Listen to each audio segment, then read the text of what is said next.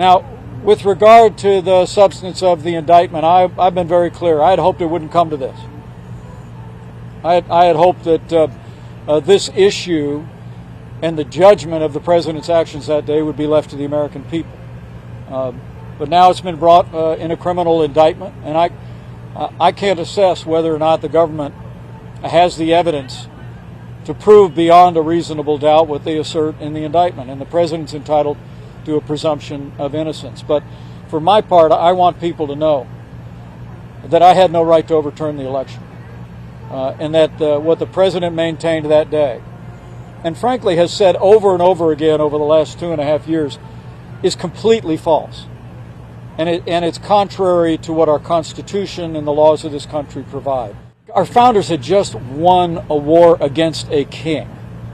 And the last thing they would have done was vest unilateral authority in any one person to decide who would be the next president.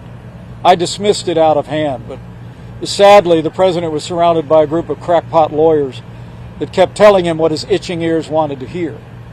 And while I made my case to him of what I understood my oath of the Constitution to require, the president ultimately continued to demand that I choose him over the Constitution.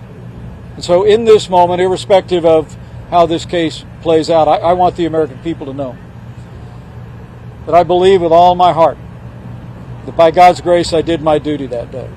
Look, our country is more important than any one man. Our Constitution is more important than any one man's career. And that's true of me, and that's true of the president, former president of the United States. So we're going to stand on the facts. We're going to stand by what happened that day, the stand that we took, and trust ourselves to the judgment of Republican voters and ultimately the American people.